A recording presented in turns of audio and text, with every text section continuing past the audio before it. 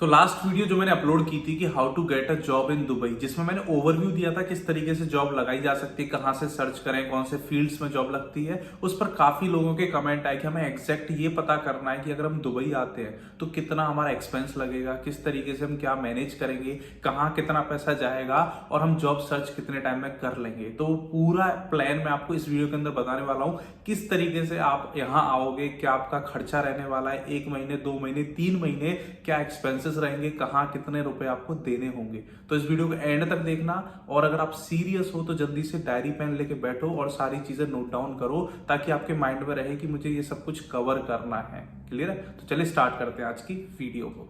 तो जब भी जॉब की बात आती है तो एक फील्ड होता है, एक हमारी डायरेक्शन होती है कि हम इसी फील्ड के अंदर जाएंगे, लेकिन मैं रिकमेंड करूंगा कम से कम 2 फील्ड के अंदर आप अपने सीवी को प्रेजेंट करके लेके आए। यानी होता नहीं कि अगर मैं मार्केटिंग कर सकता हूं तो मैं सेल्स भी कर सकता हूं, अगर मैं अकाउंटिंग कर सकता हूं तो मैं फाइनेंस भी कर सकता हूं। तो 2 फील्ड के अंदर अपनी सीवी को प्रेजेंट करके लाएं। स्पेशली यहाँ आने से पहले कुछ कोर्सेज कर लें, सर्टिफिकेशन वाले कोर्सेज। मैं आया था तो मैंने कुछ स्पेशली वो कोर्सेज किए थे जिनकी बहुत ज्यादा डिमांड है यूएई के अंदर। वो कोर्स किए, उनके सर्टिफिकेट लिए एंड उन्हीं कोर्सेज को मैंने अपने इंक्लूड किया सीवी के अंदर एंड उन्हीं के बेसिस पर जॉब मिली। तो मेक श्योर कि आप कुछ कोर्सेज करके जरूर आए ताकि आपकी सीवी भी थोड़ी अट्रैक्टिव लगे, सर्टिफिकेट हो आपके पास एंड जिससे आप इजीली जॉब ग्रैब कर लो। तो 2 फील्ड के अंदर आपको अपना फोकस रखना है, एक ही पे नहीं रखना। अगर आप जल्दी जॉब चाहते हो तो मेक श्योर कि 2 तरीके की सीवी आपके पास हो।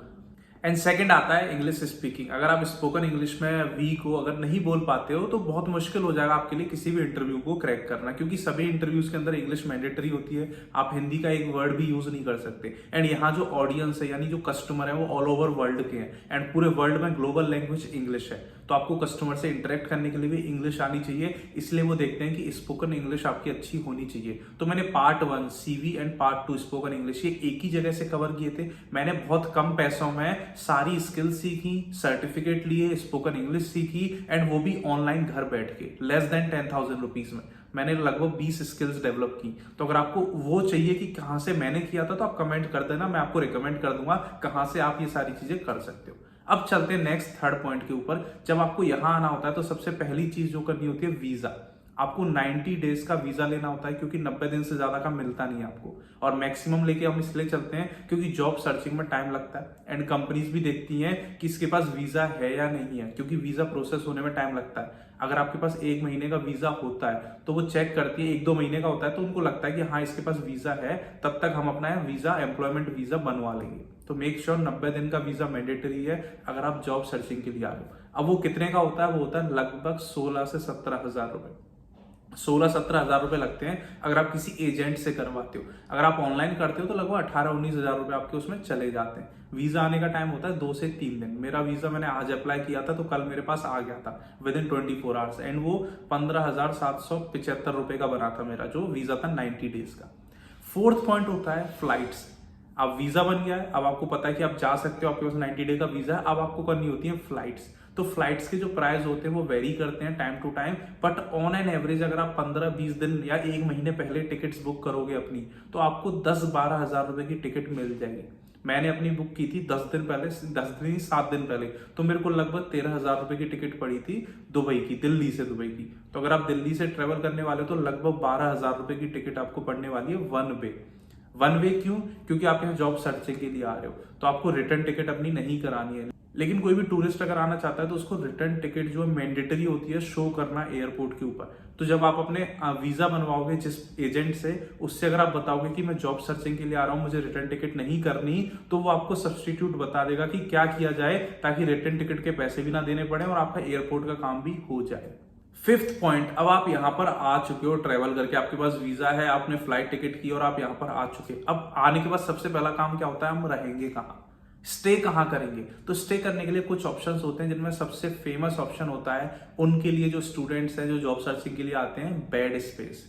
आप कहीं भी एरिया में जाओगे, बेड स्पेस सर्च करोगे तो बेड स्पेस बेसिकली होता क्या है? एक रूम होता है, उसमें एक के ऊपर एक बेड्स होते हैं। हो सकता है 4 बेड हो, 2 इस साइड 2 उस साइड, या 6 हो, 3 इस तरीके से। तो बेड स्पेस होते हैं। बॉयज के लिए कहीं ना कहीं 6 होते हैं, एक रूम में 6 लड़के होते हैं एंड उसका जो कॉस्टिंग आता है वो आता है 10 से 12 हजार रुपए महीने पर बेड।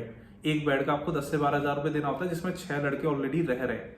साथ में आपको वॉशरूम मिल जाता है, शेयर्ड किचन मिल जाती है। किचन का मतलब ये नहीं कि वो 6 लोगों की किचन होगी, हो सकता है 2 रूम के बीच में एक किचन हो, तो टोटल 12 लोगों के हो गई।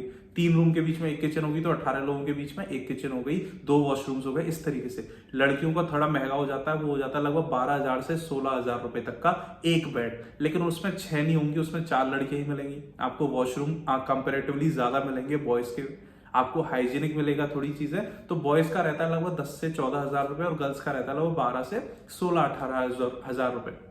डिपेंड आप किस बेड को लेते हो, क्या क्वालिटीज लेते हो, एसी कैसा है वहां पर, ये सारी चीजें आपको देखनी होती है। इसके अलावा थोड़ा उसमें लगभग 2-2,500 रुपए आपके और बढ़ जाते हैं, जो आपका बिजली का बिल आता है, जो पानी का बिल आता है, जो वाईफाई का आता है, वो डिवाइड हो जाता है सब में। तो इंडिविजुअली एक पर्सन को 2,000 रुपए वो और देने पड़ जाते हैं। तो आपका बेड स्पेस आप मान के चलो 14-15,000 रुपए आपको पड़ने वाला है एक महीने का, इंक्लूडिंग आपका नेट, गैस एंड वाटर। इसके बाद आता है कि अब हमें रहने की जगह मिल गई, अब हम खाएंगे क्या वहां पर, फूड का क्या रहने वाला है। तो अगर आप मार्केट से सब्जी लाके खुद कुक करोगे या एक टाइम बाहर का खा लिया एक टाइम घर का खा लिया, बाहर का खाने का मतलब ये नहीं कि आप डिनर बाहर कर रहे हो बहुत महंगा पड़ेगा। बाहर का मतलब है कि आपने कहीं से स्नैक्स उठा लिए, कहीं से आपने कोई बिरयानी उठा ली, आपने मैगी उठा ली, ऐसी चीज अगर आपने उठा ली और वो कुक किया, तो आपका जो एवरेज खर्चा आने वाला है महीने का फूड का, वो आने वाला है 15,000 रुपए महीने। 15,000 रुपए जिसमें भी आप बाहर का नहीं खा पाओगे कि जो मन किया वो खा लिया। 15,000 रुपए सिर्फ बेसिक है। अगर आप एक हफ्ते की ग्रोसरी भी लेने जाते हो ना, सब्जियां, तो आपके 3,000 रुपए आराम से चले जाएंगे एक हफ्ते की सब्जी में।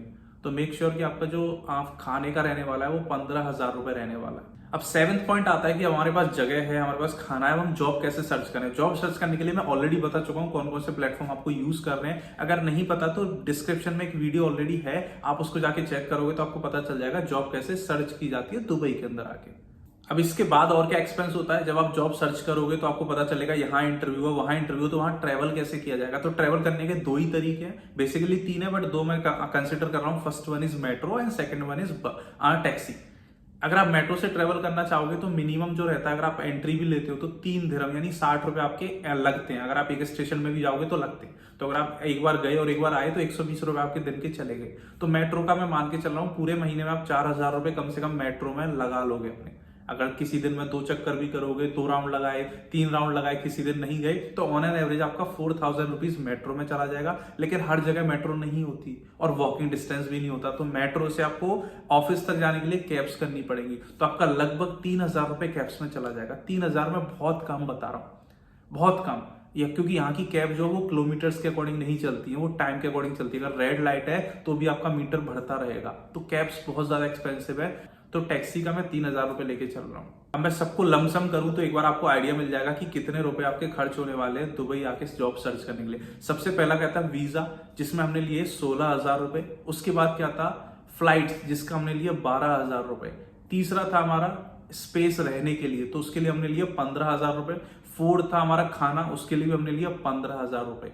इसके बाद क्या था हमारा, टैक्सी या मेट्रो। तो मेट्रो के लिए हमने लिए 4,000 रुपए और टैक्सी के लिए हमने लिए 3,000 रुपए। तो अगर आप इन टोटल काउंट करोगे तो ये हो जाता है आपका 65,000 रुपीज, 65,000 रुपए आपका फर्स्ट मंथ का एक्सपेंस आने वाला है दुबई में जॉब सर्च करते टाइम।